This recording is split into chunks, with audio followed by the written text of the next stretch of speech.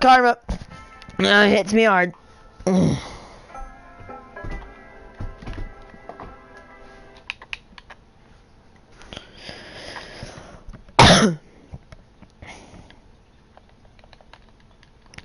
I got my new plan.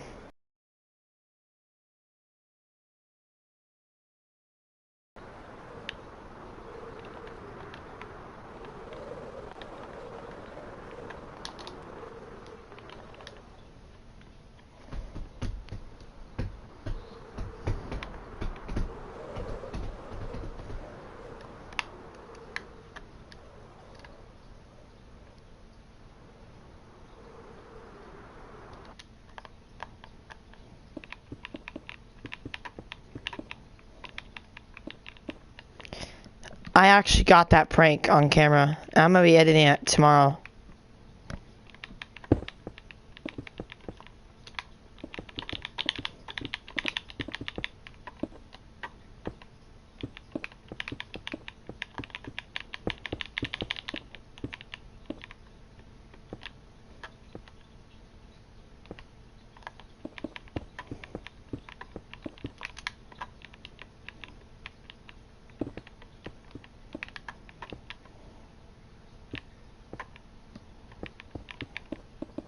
Bedrock.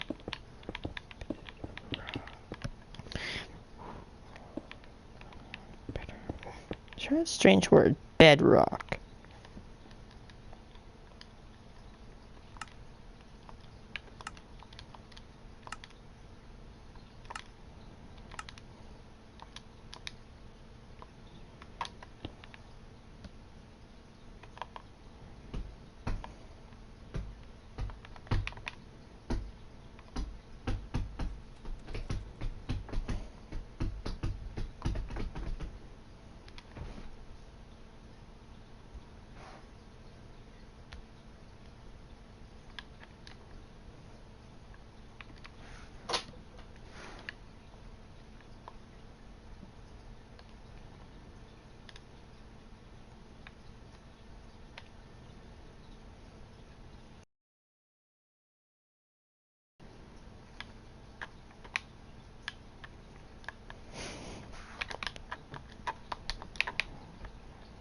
Okay, let's get to it.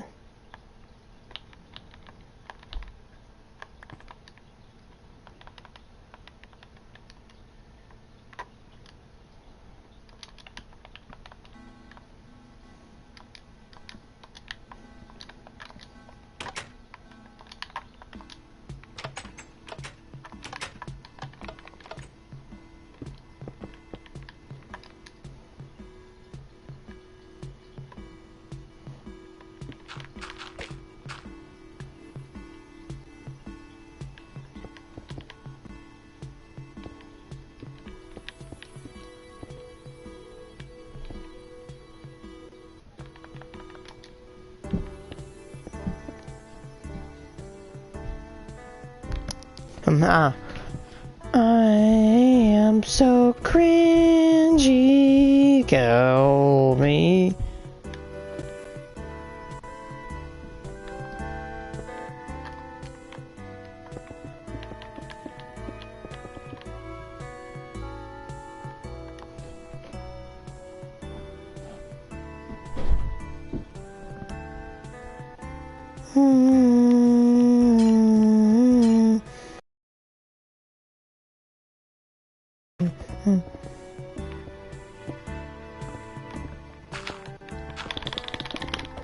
Let's get at least one more house done.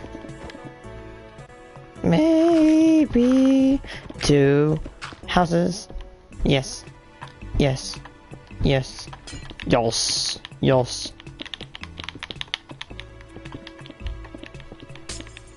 Piggy, piggy, piggy!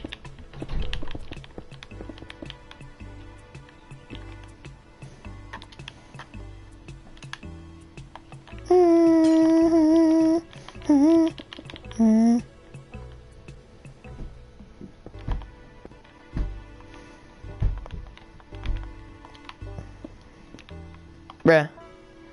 Bruh. Bruh. Bruh. Bruh. Bruh.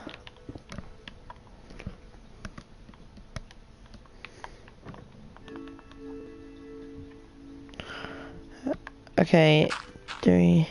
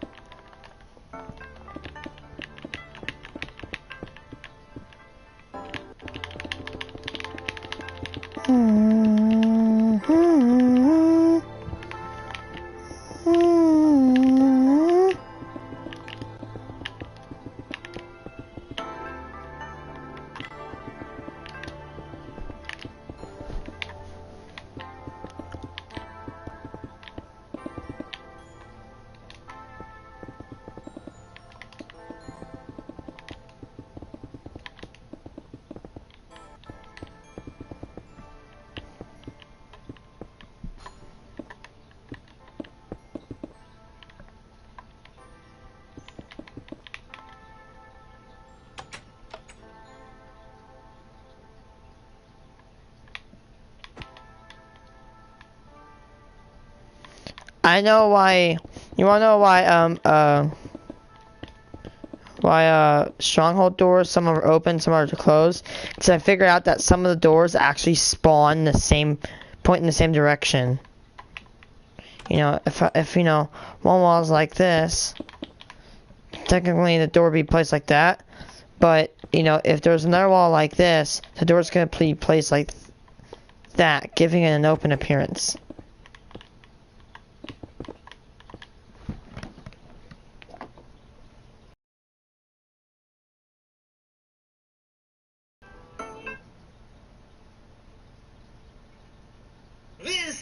I don't care about Xbox. Please stop spamming me.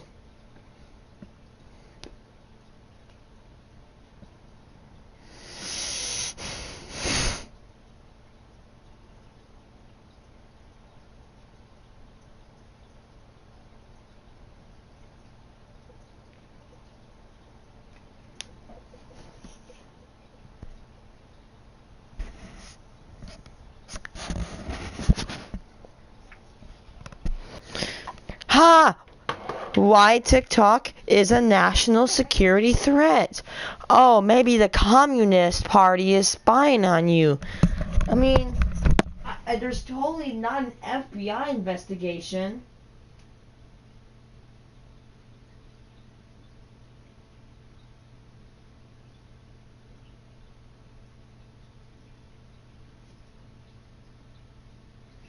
I mean, there's there's totally not U.S. to investigate TikTok over national security concerns.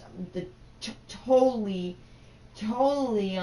not being investigated by the FBI. Come on, guys. Like, basically, what is TikTok? Like, hey, guys, there's a magical thing where we share our videos on. It's called YouTube. I'd rather delete my channel and switch to, and like, make, and like, go to Twitch than download TikTok. That's an honest statement. I would rather, like, get thrown into a pit of glass than delete my channel and, like, get myself burnt alive and download TikTok. I mean, like, it's basically little grown men are cats and Gary. Like, animated. They added, like, they added, they added OCD to the whole concern. They added video games to the whole concern. I can't wait to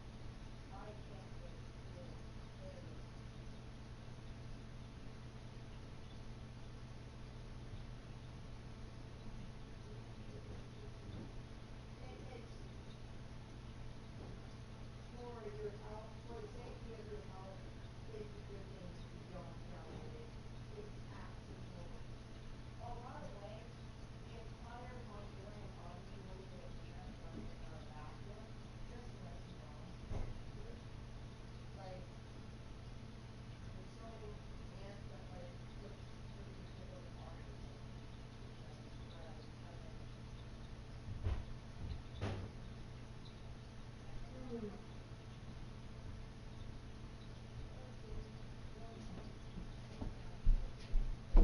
I am pure, okay? I am just pure.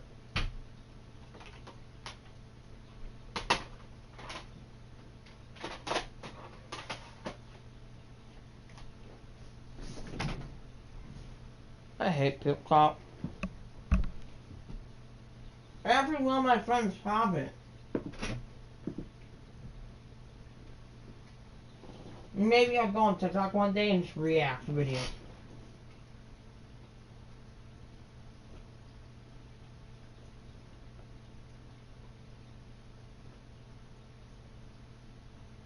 Oh, wow.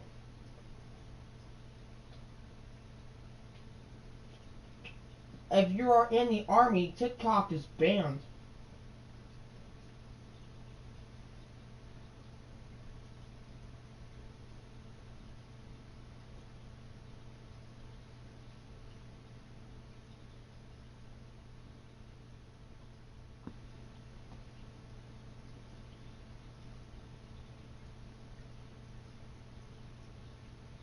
Absolute God.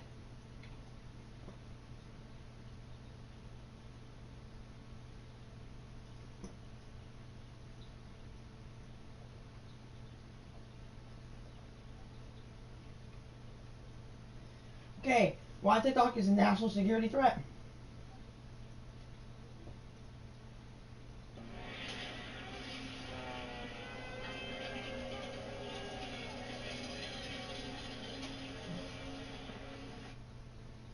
It's the hottest video app since Vine. In fact, it's basically the same thing as Vine, yet for some reason exploded in popularity over the last year. That's right, we're talking about TikTok. And if you're a fan of online entertainment, then no doubt you've seen your fair share of TikTok. Fun fact, YouTube. Up every day, and they've invaded every social media platform from Instagram to Facebook.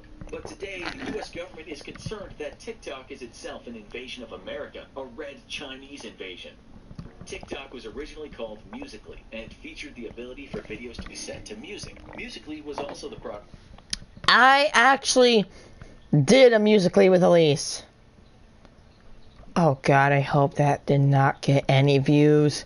I was so cringy. Ugh, I want to throw up just think about it. And it was like, I'm gonna die for you, Mike. And I sing like this. Oh, that was so cringy. I'm sorry, Elise, don't take any offense from this. I felt so cringy.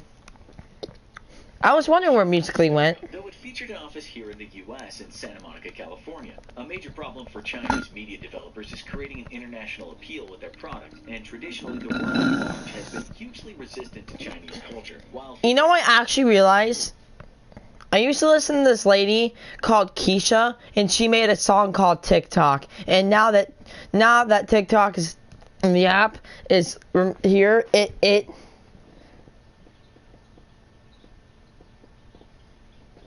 it's just like Keisha TikTok.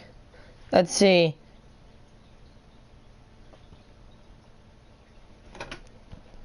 Yep, it's a song.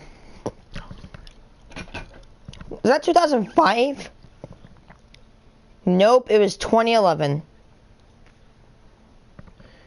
I am like pure.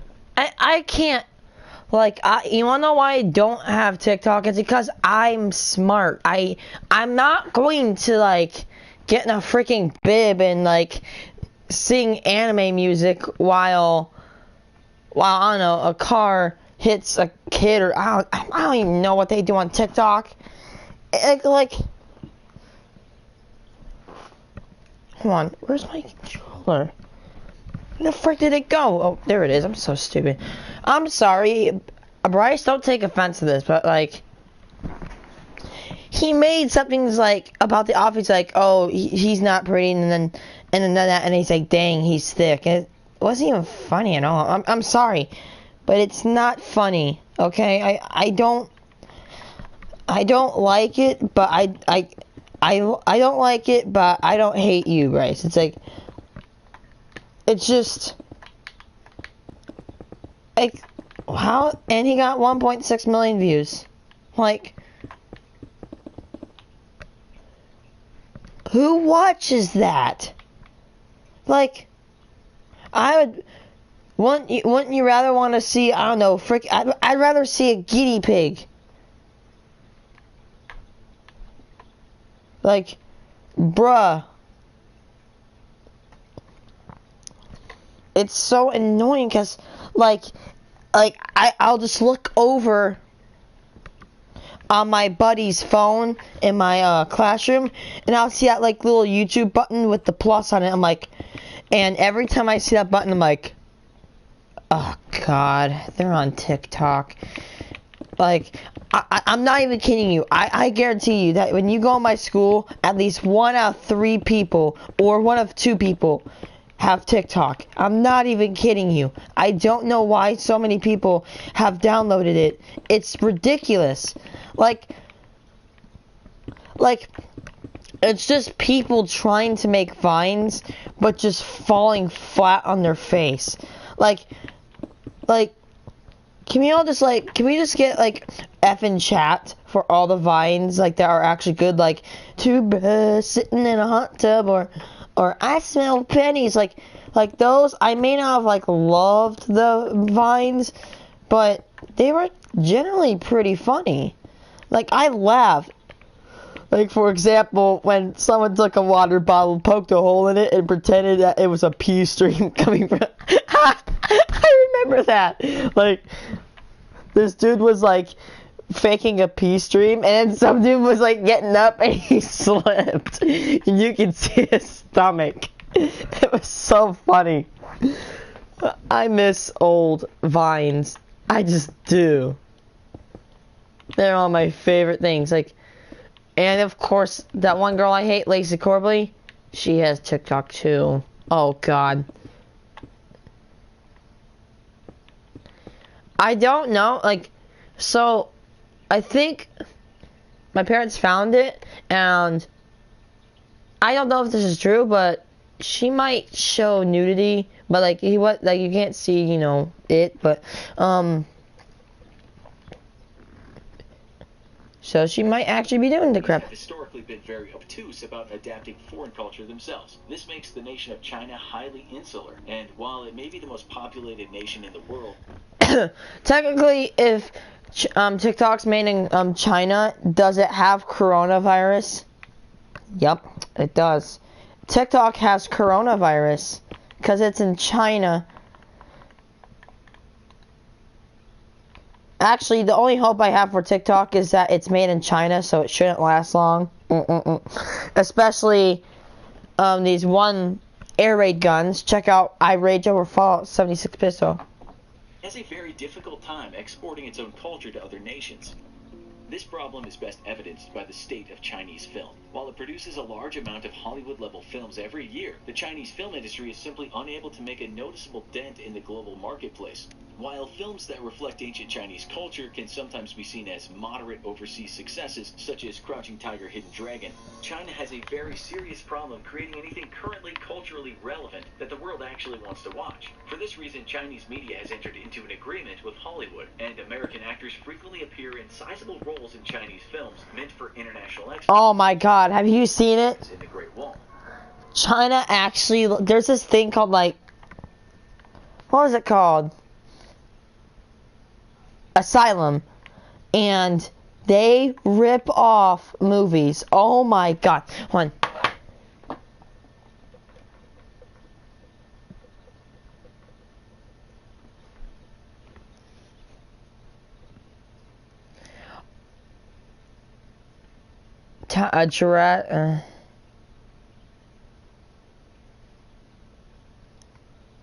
Sex Pot, The Terminator, Santa Claus. The frick?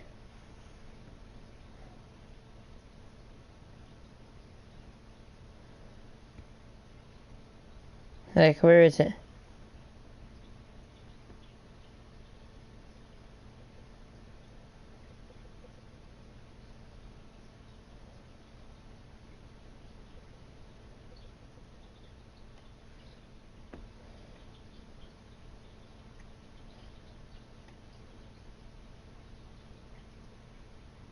I mean, it's not Asylum, I don't know.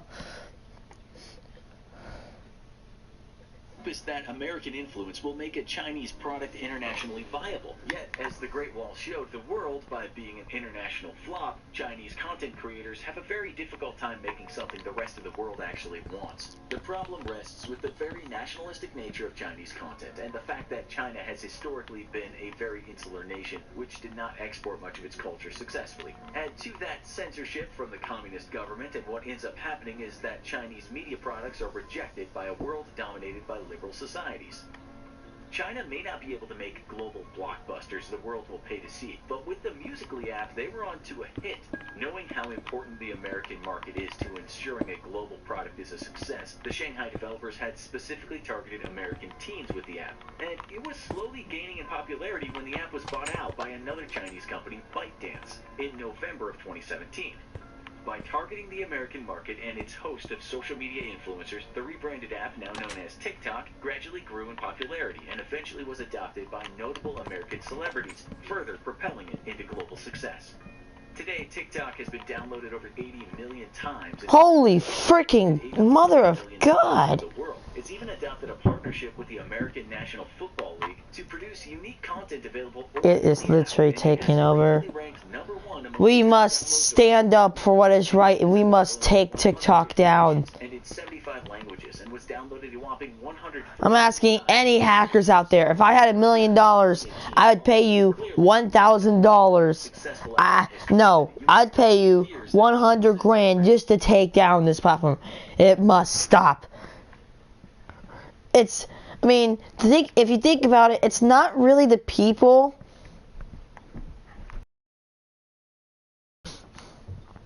It's not the people. I mean, it's not the platform. It's not just the platform. It's the people that are cringy. Holy crap. Chinese threat. One of the problems Washington has with the app is that it's been adopted for use by terrorist groups, noticeably ISIS. The terrorist content creators proved surprisingly adept at using the app to propel their videos to some small amount of fame, or infamy, even using some of the app's more ridiculous features, such as adorning videos with raining pink hearts. This may sound silly, but it represents a serious threat, as the app is mostly viewed by very impressionable young kids around the world. If ISIS or other terror groups can use the app to normalize their ideology, it will make recruitment much easier. And traditionally speaking, young teens are the #1 target for extremist recruiters. In response, ByteDance has hired many content moderators whose job is to scour TikTok and remove troubling content. But with the sheer amount of content generated every day, this job is impossible. Another thing troubling Washington is all those content moderators who suspiciously seem to be much more focused on removing content that Beijing disapproves of than the content that the international community is concerned with. While terror group videos may slip through the moderation cracks, TikTok moderators have proven to be exceedingly effective at calling any content that speaks about Tibetan or Taiwanese independence. With the power to influence hundreds of millions of users, Washington fears that China's censorship on TikTok will help propel fake narratives about the Chinese government. For example, any mention of China's illegal imprisonment of 1 million Uyghur Muslims in government brainwashing camps is immediately deleted from the app, and its users can be banned outright. We recently saw an example of this type of extreme censorship when China pressured Blizzard Entertainment to ban a Hearthstone player and 2 streamers for their support of the Hong Kong protests. Simply put, China is extremely aggressive about its censorship, and it will even attempt to censor people outside of its own borders who display any dissatisfaction with the Communist Party. Because you're commies. TikTok poses is the collection of data on the American people themselves, which Beijing can then use to make more targeted content to attempt to influence the American population. It's basically Google. They take your information and then they try to Apps like it could turn into disinformation outlets. they're just here's my hypothesis. So they're taking info and they have this giant freaking server room of databases, and they just basically take notes on everything that happens. And on the surface, it's cringy, but on the bottom, it's a sting operation. Steady stream of pro-Chinese communist propaganda. Numerous American congressmen are even now calling for investigations into the app, and the Department of Defense is Heck, Vine. You wanna know what communists do? They spy. So they want Americans to download TikTok. That way the communists can spy on our country. I'm not trying to sound crazy, but it's kind of true. Communists will do anything to get information, and you saw that in the freaking Cold War. You know it.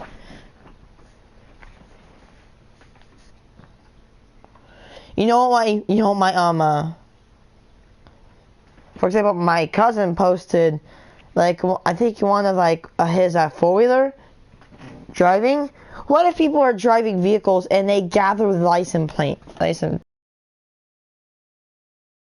Group videos may slip through the moderation cracks. TikTok moderators have proven to be exceedingly effective in culling any content that speaks about Tibetan or Taiwanese independence. With the power to influence hundreds of millions of users, Washington fears that China's censorship on TikTok will help propel fake narratives about the Chinese government. For example, any mention of China's illegal imprisonment of 1 million Uyghur Muslims in government brainwashing camps is immediately deleted from the app, and its users can be banned outright. We recently saw an example of this type of extreme censorship when China pressured Blizzard Entertainment to ban a Hearthstone player and 2 streamers for their support of the Hong Kong protests. Simply put, China is extremely aggressive about its censorship, and it will even attempt to censor people outside of its own borders who display any dissatisfaction with the Communist Party. Another threat TikTok poses is the collection of data on the American people themselves, which Beijing can then use to make more targeted content to attempt to influence the American population. Given the popularity of the app, Washington fears that TikTok or other Chinese social media apps like it could turn into disinformation outlets, feeding a steady stream of pro-Chinese communist propaganda. Numerous American congressmen are even now calling for investigations into the app, and the Department of Defense is conducting a counterintelligence review of Chinese actions involving the app.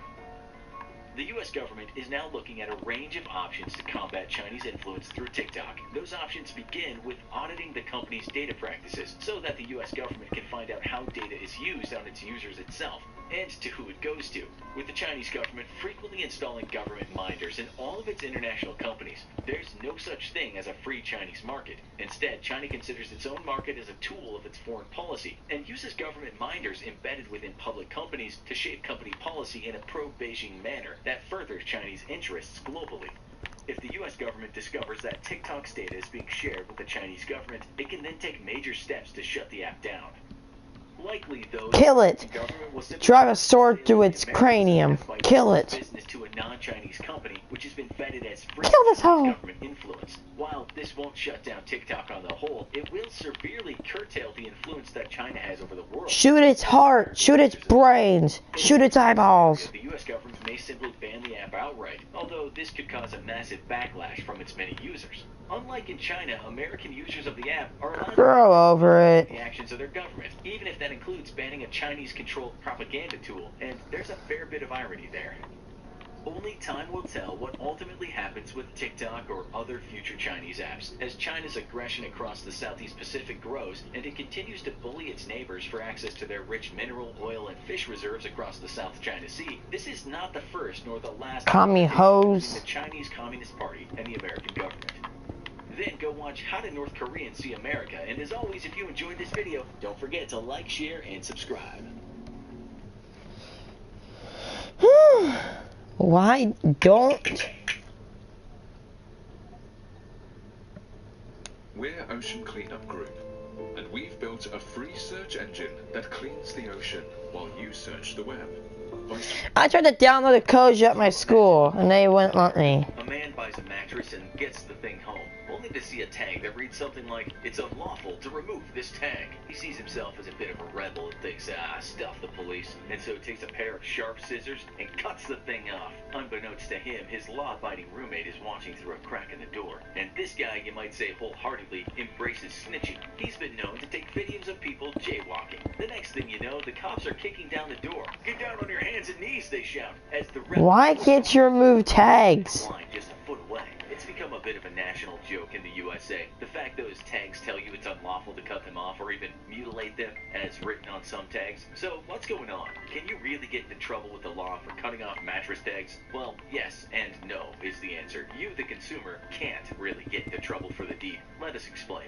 Basically, in the 1800s and some part of the 1900s, when consumers were as excited to buy a mattress as they are to buy a new smartphone now, some rather unethical purveyors of these bedroom items would say they were filled with one thing and actually fill them with something else. Maybe the consumers thought that they were getting something clean in their mattress when the filling was actually dirty. After all, it's not easy to open one of the things up. To cut costs, some manufacturers filled their mattresses with all sorts of things, from old newspapers to old rags, and sometimes even hospital bedding. That meant that mattresses might contain harmful bacteria, or perhaps some kind of bug infestation that could affect a good night's sleep. So, for consumer safety came consumer protection. I wish I have a company, and if I did, I would never lie. Why? If the tags were cut off, anyone could take an old mattress, refill it, and sell it as new. That's why the new law was created. What this means is that while a retailer can't cut those things off, if you so choose, you can. And you don't need to worry about the cops smashing down your door. These labels have, of course, caused a lot of confusion over the years, because consumers thought that they might get in trouble. And so that's why it became a national joke. But sometime in the late 1990s, the government tried to straighten things out, and made sure tags said something like this: "Do not remove under penalty of law except by the consumer." Donkeys cannot sleep in bathtubs. If you live in the state of Arizona or decide that you want to live there, you should know You can't sell your eyeballs in Texas. sleep in the bathtub. Yes, that's an actual law. And while it was laid down some time ago, it seems to... The thing that comes to my mind is that one dude with the crazy eye from Harry Potter. It goes back in 1924 in the state. There was a case involving what's called a public...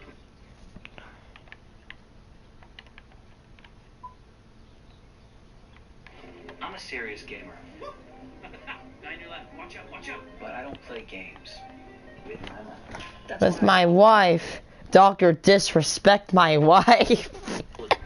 Just outside outside of the city called Kingman, there was some guy who used to allow his donkey to take some Z's in the tub. All was fine and well until one day a dam broke and there was a great big flood. The donkey was at the time doing his thing in the tub, and the tub got washed with the donkey inside it into a basin. The animal was unharmed during its thrilling ride, but the locals apparently risked life and limb and used a lot of resources to rescue it. After that, the law was created. We're kind of curious as to what might happen if someone actually broke this law today. They might well get accused of animal cruelty, but let's say the donkey willingly gets into the tub and falls asleep. If someone from Arizona put the photo on social media, would they get into trouble with the law? There's only one way to find out.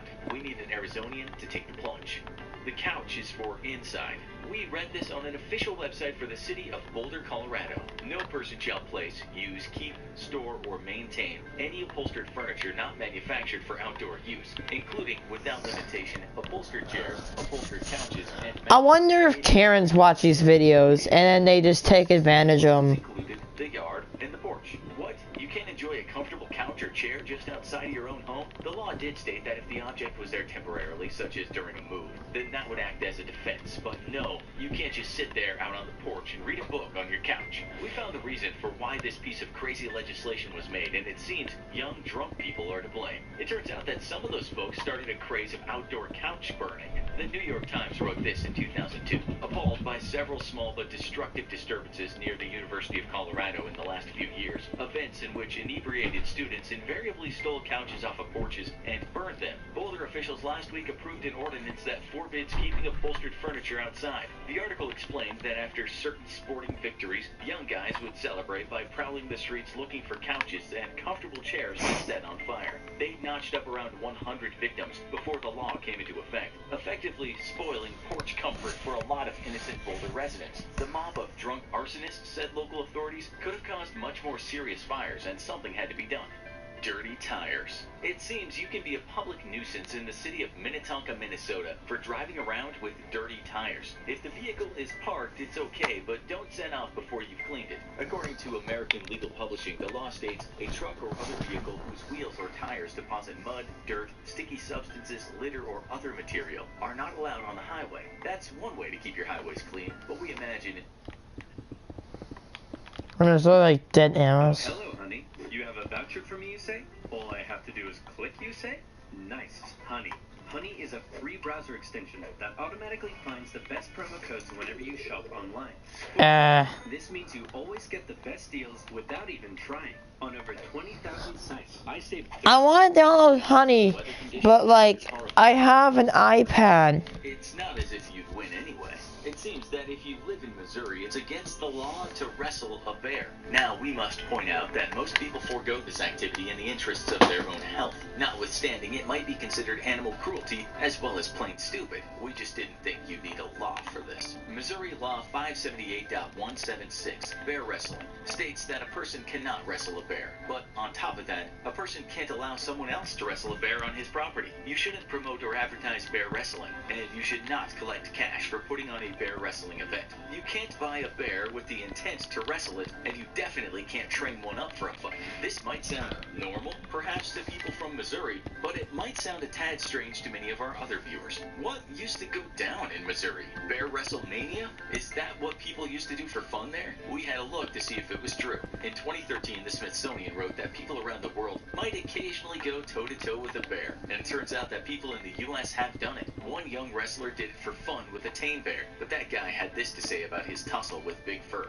Bears are probably 8 times stronger than people. If they wanted to, they could do a whole lot of damage to people. But if they're having fun, like Caesar was, then they'll play with you all day. We should add that we found some source that said some Missouri legislators are now trying to update the state statute. Hi. At least get rid of some defunct laws. Bear wrestling was one of them. Another law in that state forbids people to pretend that they're blind so that they might get something from it. You also shouldn't use bad language when sitting on a bus. Get into the holiday spirit. Imagine you want to give someone a gift for the holiday What season, are building? but you're a bit short of cash. What to do? Cook them a meal? Paint them a picture? Perhaps make them a handicraft? Richmond. Not catch a rat. Give it to them as a gift. Their eyes will light up for sure. Well, unfortunately for that person, if they live... You cannot sell your eyeballs in Texas. I found these guns in a place called Texas. I called this one Dis, and this one Troy. When you put them together, they destroy. from Thor Ragnarok. Or for educational purposes. We actually found a recent petition by a Montana resident which read, "End rat discrimination in Billings." The petition also said, "Fine is $500 a cop." That's downright outrageous and wrong. I find this law to be unfair, unjust, and hypocritical. Tired in Reno? Keep moving. There's a law in downtown Reno, Nevada that states that people cannot sit down or lie down on a sidewalk. They must keep walking. Section 8.12.015 What? law states, except as otherwise provided in this section, no person shall sit or lie down upon a public sidewalk or upon a blanket, chair, stool, or any other object placed upon a public sidewalk in the downtown Reno Regional Center. If Hi. you're sick, disabled, or in trouble, you can get away with it. Waiting for a bus is okay, and it's alright if a business has put its chairs outside. But don't think about sitting down if you're in good health and it's... If you shop on Amazon, you should use Wikibuy. It's a browser extension that automatically compares Amazon's prices to other... I don't care. I don't care if Amazon's cheaper. part of the sidewalk. I honestly don't, because Amazon delivers some good crap.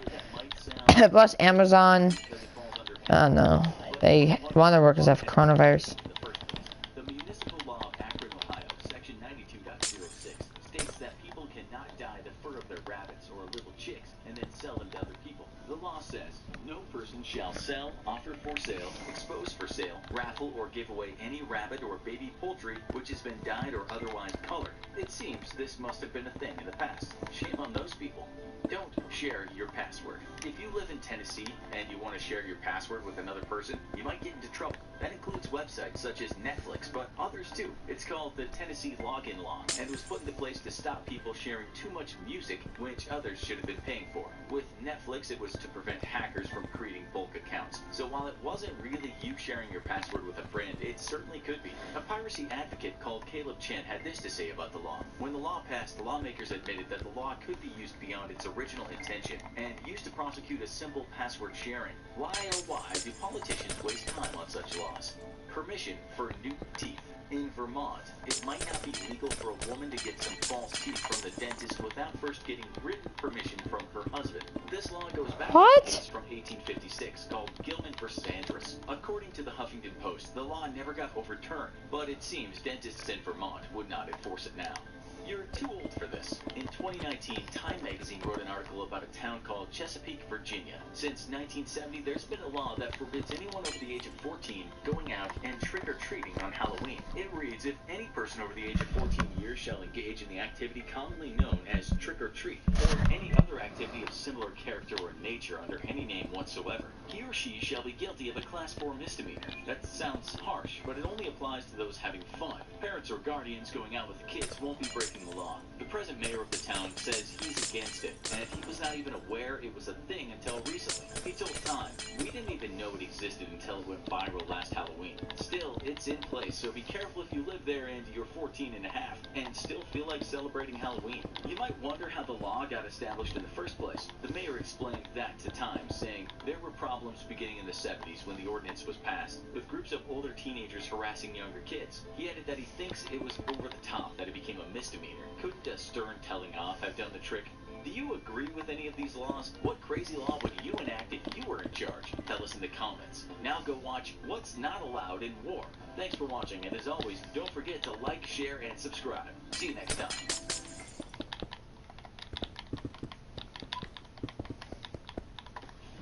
I'm a serious gamer. Honestly, I think I have to respect Honey, cause they actually got Mr. Beast to advertise for them. That's a massive, like, great. When people reel off numbers and statistics about the great plagues of the past, it can be easy to lose perspective on just how horrific these national and international tragedies have been. Today, we're going to take a look at 10 of history's most nightmarish epidemics and pandemics and tell you exactly how devastating each has been. Number 10, yellow fever, 1694 to 1878. While it may have been a while since some of you heard about yellow fever, from the 1600s to the early 1900s, it was one of the most feared diseases on the planet. Though scientists estimate the disease is possibly over 3,000 years old.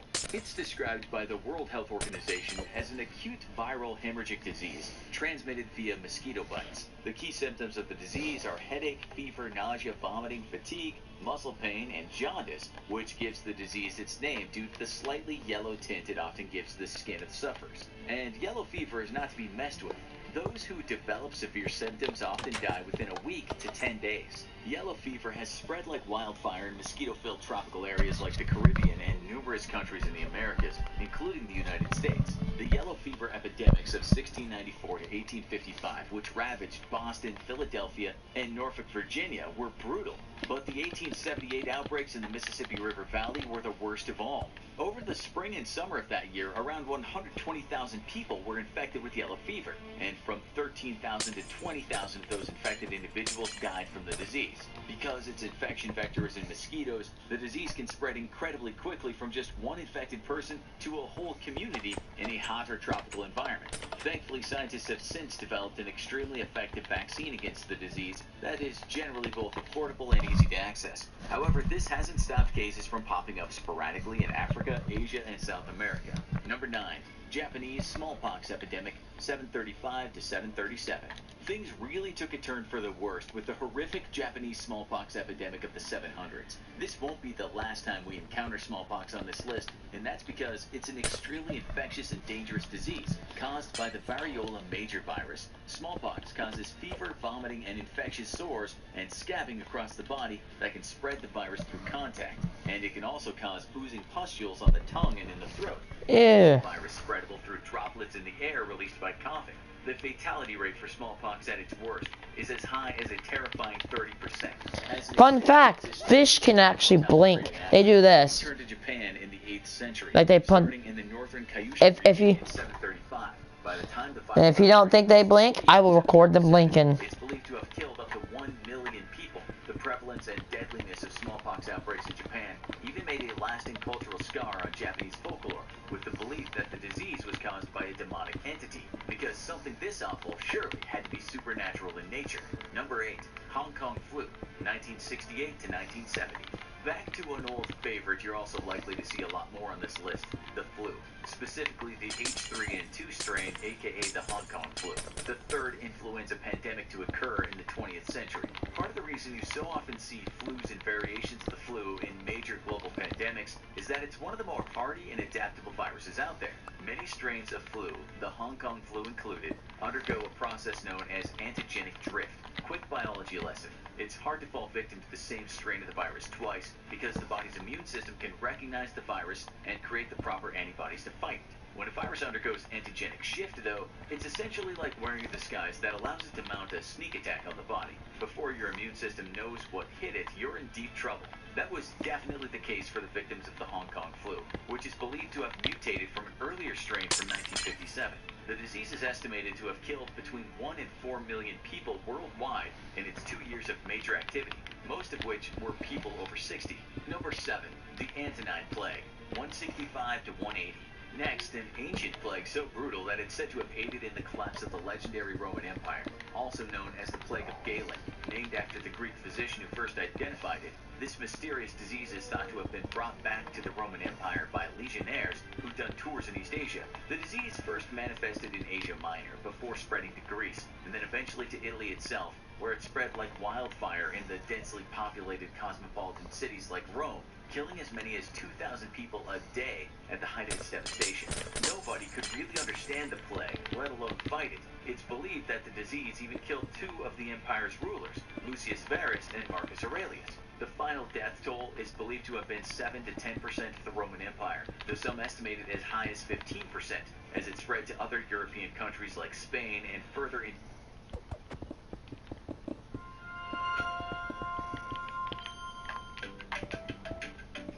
Did you know that your gut hosts trillions of microscopic bacteria? Have you ever stopped to wonder what's going on in this microscopic stuff? South Africa. And what was this mystery disease believed to be? Based on accounts of symptoms at the time. Zika virus. See, we told you it would come back. Number 6, the Third Plague, 1855. The Third Plague was a record breaker in a number of terrible categories. It not only straddled an over 100-year period from 1855 to 1959, it was also the first case of bubonic plague to strike all 5 major continents. with major outbreaks in Hong Kong in 1894, Bombay in 1896, Sydney in 1900, Cape Town in 1901, and Los Angeles in 1924. It also caused around 12 million deaths during its reign of terror, devastating populations worldwide, and it inspired containment measures unlike anything the world had ever seen before, to varying degrees of success. Having gained knowledge of the virus's transmission through fleas and rats, as well as its early warning signs and symptoms, the infected areas mounted a hardcore defense against the invading disease. Toward the end of the 19th century, doctors were experimenting with plague serums that often killed as many people as they cured. Other methods used involved vast quarantines and controlled rodent burns meant to contain the spread. Ultimately, a lot of these methods weren't much use, but it did set precedents in terms of the scale of global reaction to a major viral pandemic. Number 5. HIV/AIDS, 1981 to present. One No, that's a pretty big one. sexually transmitted diseases of all time is the human immunodeficiency virus and the acquired immune deficiency syndrome that sometimes results from it if left untreated. More commonly known as HIV and AIDS, the disease spreads through bodily fluids and sexual contact, or through the sharing of needles or blood transfusions. If left untreated, the disease can I ain't getting demonetized today. Hell no, wow wow. that from another infection that the body can no longer fight off. The modern HIV/AIDS epidemic first became known in 1988 and has continued through to today. There are currently around 37.7 million people living with HIV/AIDS today. Yeah, there's 37 million people with AIDS. And there's like a freaking 100,000 with COVID-19. Is the poor government response to containing the outbreak and properly treating those infected. Wow, so basically I think HIV has 33% kill rate. So nothing to COVID. Heck. Millions of the deaths that resulted from HIV/AIDS were likely extremely preventable if the proper treatment had been given. Many of the people infected with HIV/AIDS, especially during the early years, were gay, African American, poor, or drug users. This is often stated as the main reason for the lax governmental response to the disease. Thankfully, in the last few decades, research into HIV/AIDS has pioneered treatments that give sufferers long and fulfilling lives in spite of their illness. Number 4, Plague of Justinian, 541 to 542. Now onto a plague of truly mythic proportions. In more recent years, the sheer extent of the effect of the plague of Justinian has been cast into doubt, but many historical accounts of this plague place its death toll between 25 and 50 million, around 10% of the world population at the time. Much like the more recent third plague we mentioned earlier, this was likely another case of extremely dangerous bubonic plague spread by rats and their fleas across the Byzantine Empire in the 6th century. The plague of Justinian likely originated in Asia, but infected rats were inadvertently brought into African nations like Egypt through Roman trade routes. Like almost all major outbreaks of the bubonic plague, cases spread like wildfire across the cosmopolitan empire, bringing death and destruction wherever it went. After hearing enough of these accounts, you begin to really understand the sentiment behind the old cliche, avoid it like the plague. Number 3, Spanish flu, 1918 to 1919. These final 3 Spanish flu. pathogenic outbreaks in the history of mankind, starting with history's most dangerous case of influenza, the Spanish flu of 1918, which devastated a post-World War I world with a confirmed 40 to 50 million deaths across the globe. The disease is believed to have originated in military personnel returning from the battlegrounds of war and introducing the disease back into the civilian populations, where it went on to infect a third of the global population. While, like many flus, this disease was particularly deadly to the young and elderly, what made the Spanish flu even more horrifying was the fact that it also had an extremely high mortality rate of healthy young people aged around 25. The lack of effective flu vaccines at the time allowed the Spanish flu to sweep across the globe like the Grim Reaper, claiming the lives of tens of millions. Number 2, smallpox, 1520. And we return to smallpox one last time for the only incident in recorded history where a virus was complicit in a man-made genocide multiple times. Until its eventual eradication through treatment and the development of vaccines, smallpox was one of the greatest threats to human life. In Europe in the 1800s, it's believed that the virus killed almost 500,000 people every year.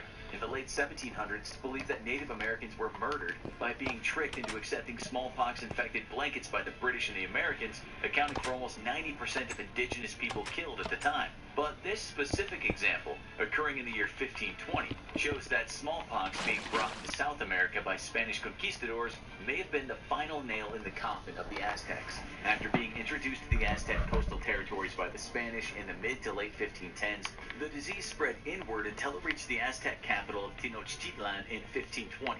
A year and 56 million deaths later, the Aztec civilization fell, leaving the territory that would later become modern Mexico up for grabs. And you better believe the conquistadors grabbed it, stepping over millions of Aztec bodies to do so.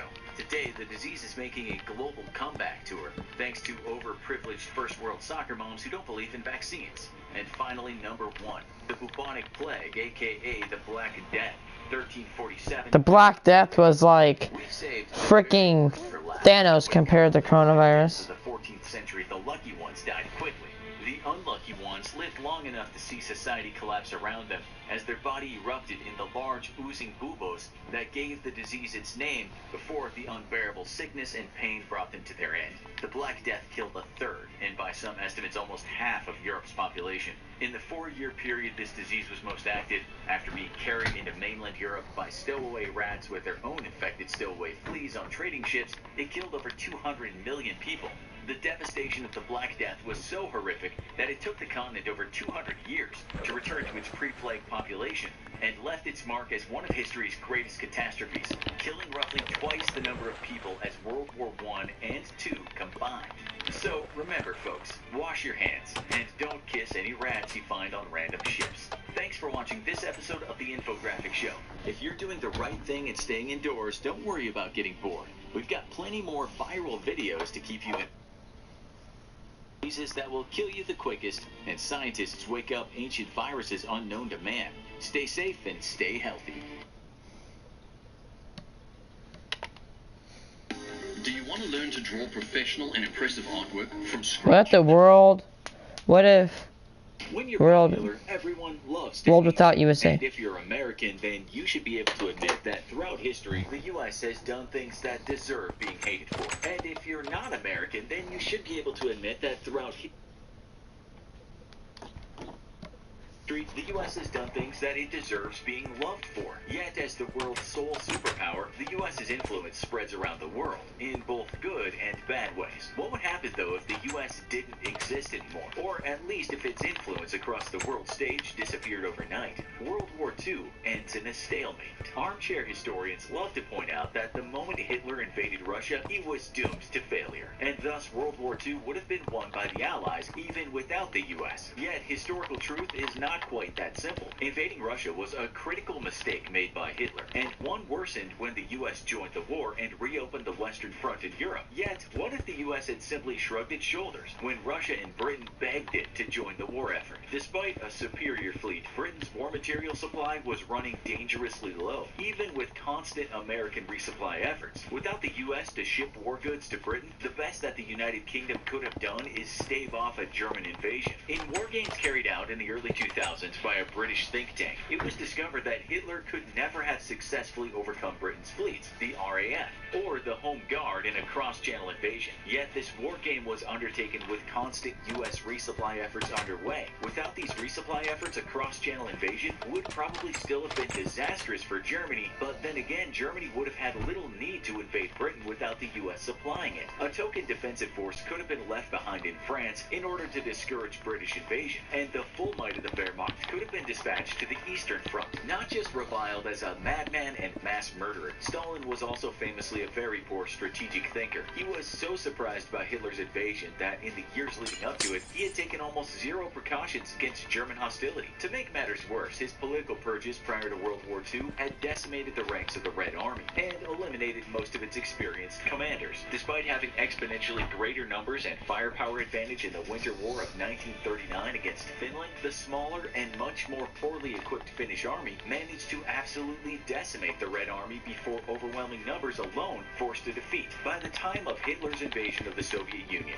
little had improved in the Red Army in the way of command and control, logistical support, or even training. When Hitler invaded, his troops quickly seized many of the Soviet Union's agricultural regions, leaving the nation to face mass starvation if it hadn't been for the US's Lend-Lease aid program to the wartime allies, providing food, raw materials, tanks, planes, ammunition, clothing, and everything in between. The United States provided critical aid to the Soviet Union in its most desperate hour. American raw materials fueled Soviet factories that churned out tanks, and thousands of Studebaker trucks helped move goods around the nation and its troops to the front lines. Warm winter clothing kept Soviet soldiers from freezing to death, and American rations fed both soldiers and civilians alike. As Soviet General Georgy Zhukov said after World War II, "We didn't have explosives, gunpowder. We didn't have anything to charge our rifle cartridges with. The Americans really saved us with their gunpowder and explosives. And how much sheet steel they gave us. How could we have produced our tanks without American steel? But now they make it seem as if we had an abundance of all that. Without American trucks, we wouldn't have had anything to pull our artillery with."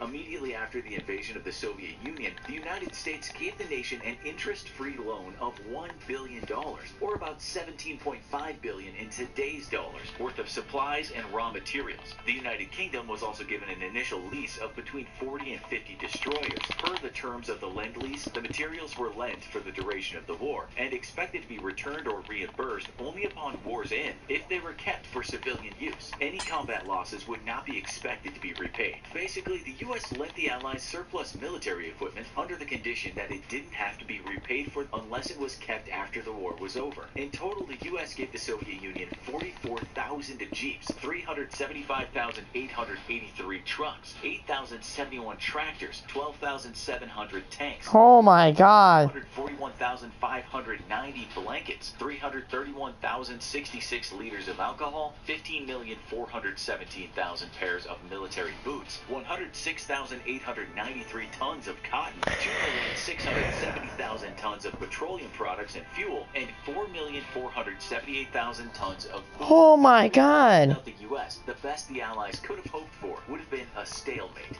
with Germany holding on to the richest parts of the Soviet Union and expelling Britain off the mainland.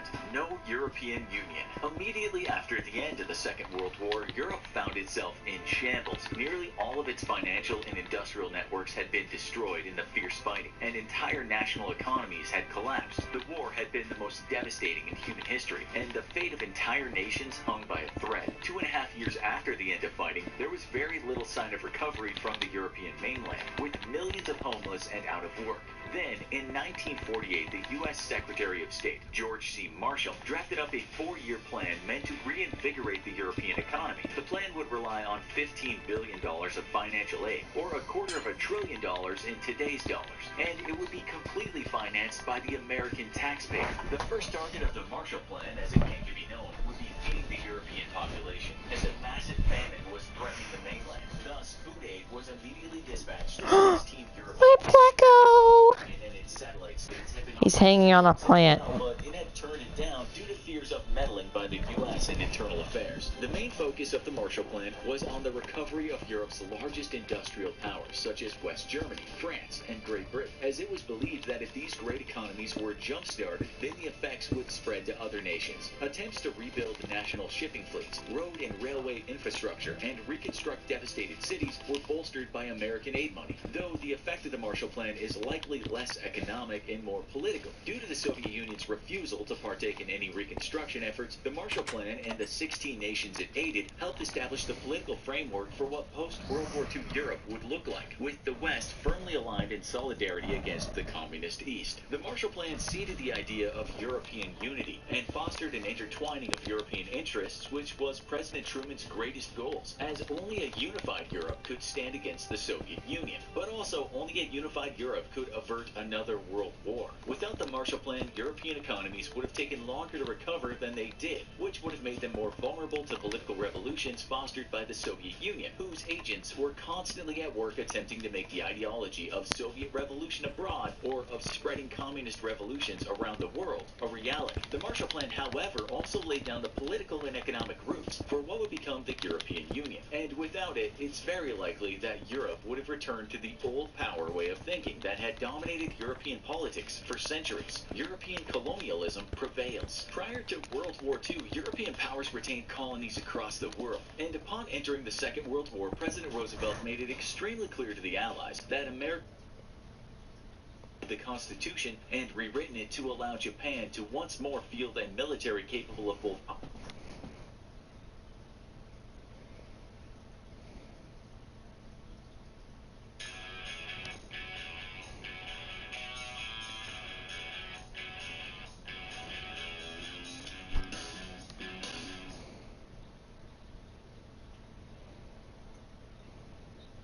Can someone tell me why Americans always leave the AC on, even if they go out all day? This question we saw last night posted on an online forum by a disgruntled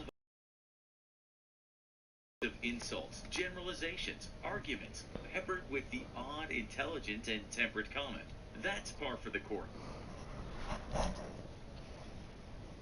Twitter can be a great place to share ideas. The microblogging platform has a large worldwide audience. It's estimated that every day 100 million people are Yes, Trent Grave. on Twitter. Top 10 worst bosses caught on camera. Oh, yes. Actual users. Get. However, as with any other social media, Let's see some trash bosses. Hey everyone, it's Trent Grave here. On today's video, we'll be going through the top 10 worst bosses caught on camera. Fine, matter of fact, don't even come back to work. You're fine. Pick your check up on Friday. You're done. We live in a pretend spot with a guy who works at some other place, I don't know where, but he decided he wanted to switch his job, so he went to a car dealership to fill out an application for a job there, and I guess his boss, where he currently works, figured out about this, was really mad about it, so he came and confronted him at this car dealership while he was doing an interview or something like that, or the application, and started yelling at him in front of all the people there. And the nice thing about it was that the people actually supported him and kind of stood up for him. No, why would you come in here and embarrass him like that, though? He don't work for you. Mind your business. It don't matter. Why would you come in here and embarrassing him like that? So take the application and put it back. He's lazy. He don't deserve a job. When you get back, you're fired. You're fired. Matter of fact, don't even come back to work. You're fired. Pick your check up on Friday. You're done. You ain't. Man, we appreciate that.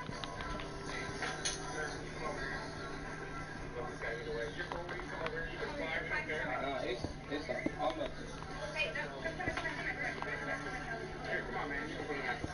Over to tonight, we've got a manager at this cafe. Obviously, this person oversees all the employees and stuff like that, and this person is just apparently insufferable. I mean, this manager will yell at you for the smallest things and basically just berate you in front of customers sometimes in some cases. And not only did this guy get yelled at tons of times, but plenty of other employees did too. He happened to just be the one that came out because of it. He actually quit his job because he just couldn't handle the verbal abuse anymore, and then went to the news with it because he had recorded the manager doing it several times, so he had some crazy footage of it. And after this all came out, the manager got into a ton of heat and got fired. This is what's happened before. I've been yelled at like this before. I've seen others get yelled at like this before. Scott says the employees often work in a hostile environment. I just got tired of getting yelled at, so I just left. This happens to literally everyone. No matter who you are, no matter what you do. Scott says the employees often work in a hostile environment.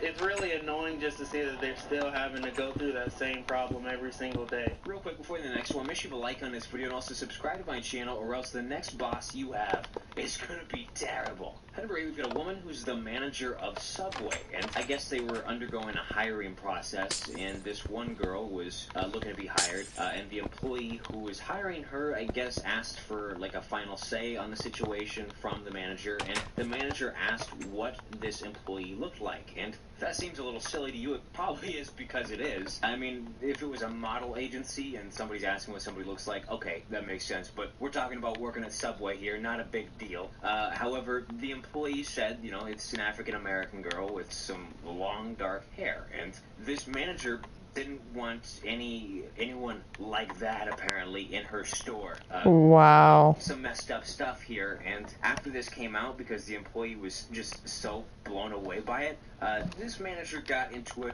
ton of trouble. This is a conversation between a Subway employee and a manager generating a lot of buzz in the Spring area. The employee told his boss about an applicant when he described what she looked like. The manager replied, "I don't want those people in our store."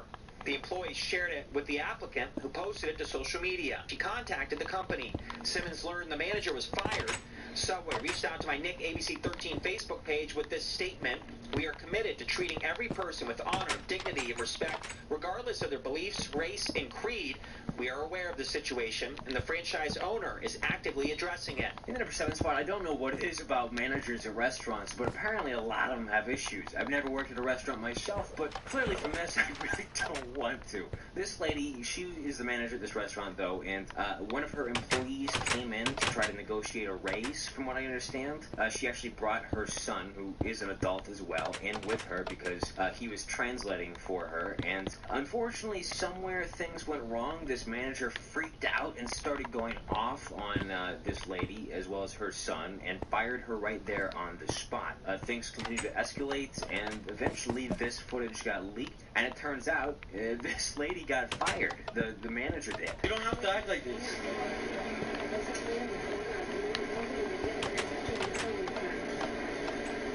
We're trying to talk to you in a nice way, and you're just trying to kick us out?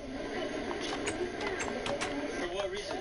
Hi, I need security to Coraline Eatery right now, please. I have an ex-employee and her 3 children that need to be escorted from my property. For what reason?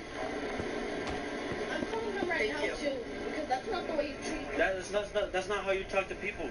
Moving to 6, this one is just dumb. It's so infuriating. We've got, yet again, another manager at a restaurant. This time it's from Chili's. And Chili's was actually doing something kind of cool a couple years back, where they had a Veterans Day special meal. I think you got like a free burger or something like that if you come in and provide military identification. This guy did that. The waitress brought out the burger like a normal person, treated them with respect, except the manager at some point, after he got the burger, saw this and I guess did not believe him.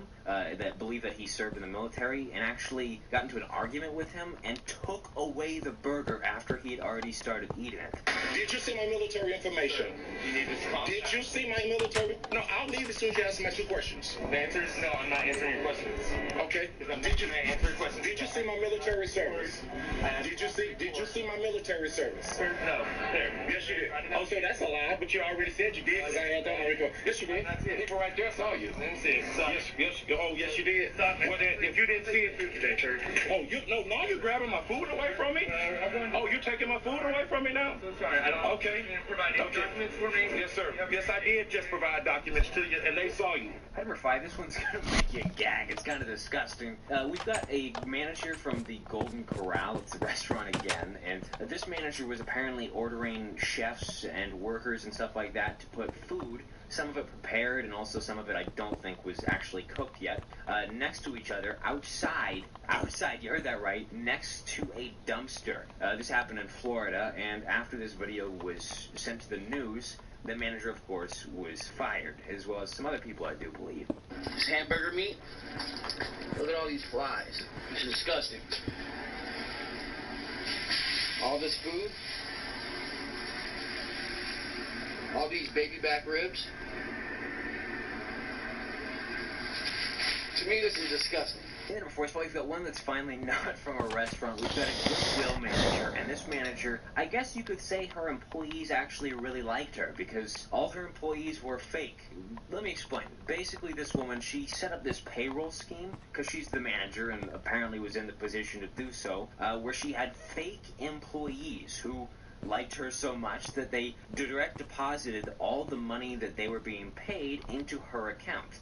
So she basically just hired fake employees on the books and then put all the money in her account. And eventually she had stolen over $100,000 from Goodwill, and after surveillance for months, she got caught. In LaPorte, Harris County, exclusive video as the jig was up Friday for a female fugitive accused of stealing nearly $100,000 from a well-known non-profit organization. You think she was surprised that y'all caught up with her? I think she was. Under surveillance for months, hard-working private investigator Hunter Cox enlisted the help of HPD's Major Offenders Squad to finally bring 58-year-old Cheryl Jan Ann Jennings to justice. Over in 3, we've got the CEO of AOL, which is, or at least used to be a huge company. You probably have no clue what AOL even is if you're born after 2000, but the CEO was on a conference call firing people and stuff like that, and I guess he literally just fired somebody during this conference call. I think it was actually for a fair reason. I think he was trying to record something, but I don't know. I'm just going to include it anyways. The reason is, and I'm going to be very specific about this, is Patch, from an experience, Abel, put that camera down right now. Abel, you're fired. Out. Number 2, we've got a restaurant manager who got into some argument, verbally, initially at least, with somebody that she was seating, another customer, and I guess things escalated to the point where she started pushing him, took his phone as he was trying to call the police.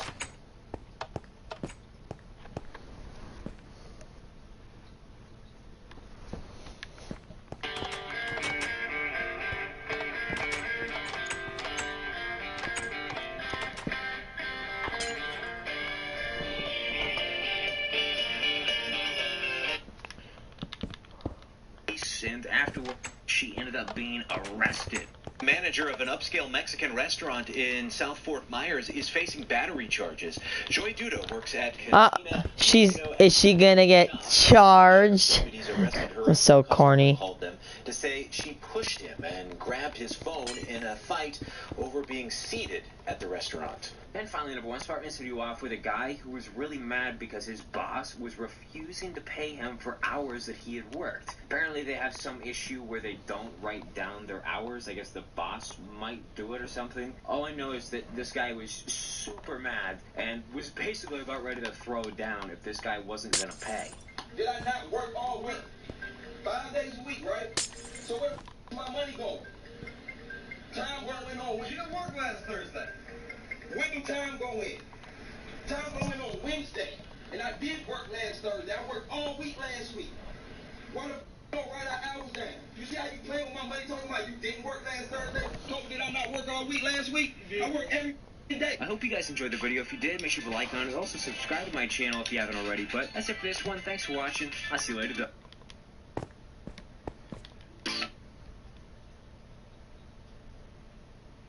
We have finally gotten this apartment done. Wow, that actually looks pretty great. We got 2 houses done. Our goal is to get 3 more houses. Right there, there, there. I don't know if you can see this because it's lagged. If we get 3 of those, that's that side done. And we can start finishing over here. Do all the shops, and that's Richmond. And do the apartments, and that's there. And then we do the dedicated apartments. So thanks for watching. And stay tuned for episode 91 that might happen tomorrow. And Astroneer. Goodbye.